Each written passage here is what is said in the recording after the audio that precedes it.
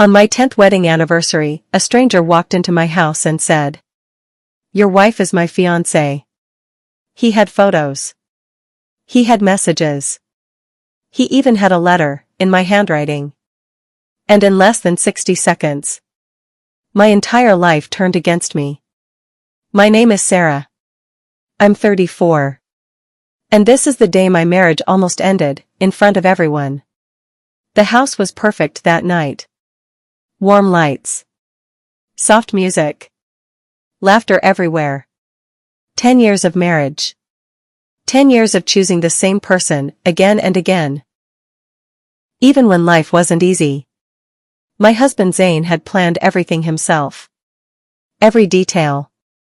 That morning, he handed me coffee and said, "Today is yours."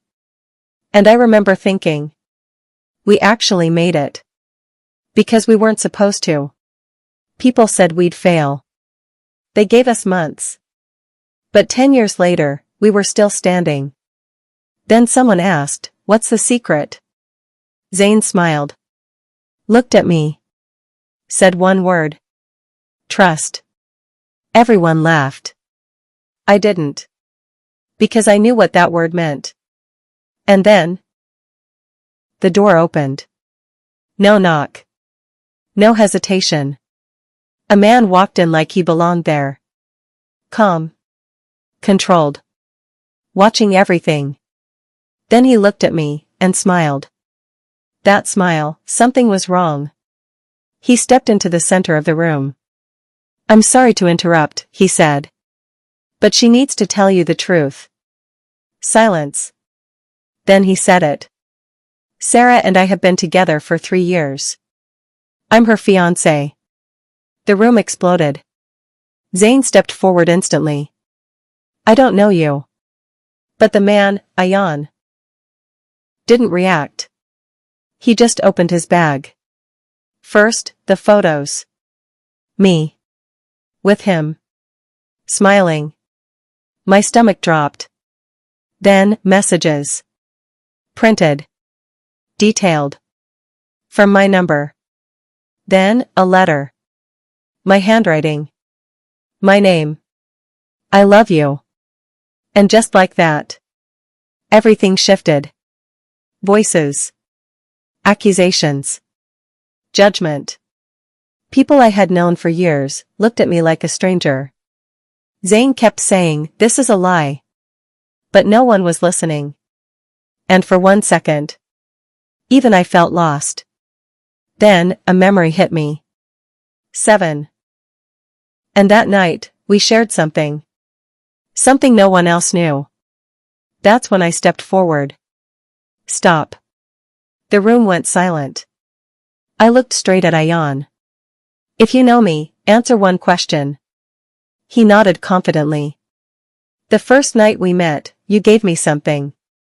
"What was it?" A pause. Just 1 second. But that was enough.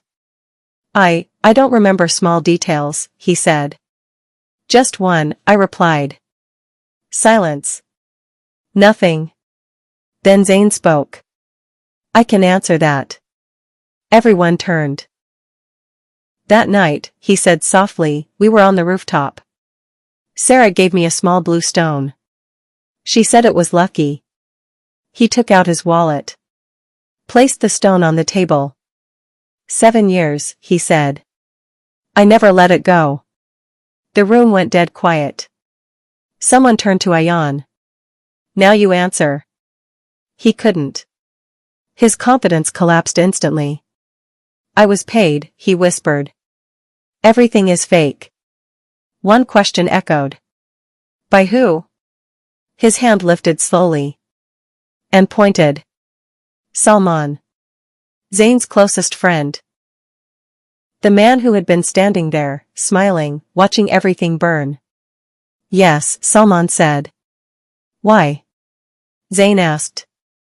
"Because you had everything." Salman snapped. "And I had nothing." No one defended him. Zain didn't shout. Didn't argue. He just said one word. "Leave." And just like that, 10 years of friendship ended. The room went quiet again. People apologized. Some left. Some couldn't even look at us. But I didn't care about any of them. Zain walked toward me. His voice broke. When everyone believed him, you didn't. I looked at him and said. You told me the truth would always be there. He nodded. I just looked at your eyes, I said. That was enough. He pulled me close. And in that moment, nothing else mattered. Not the lies. Not the betrayal. Not the crowd. Just us. Because real trust? It doesn't break in front of proof. It reveals itself. And that night, we didn't just celebrate 10 years. We proved them.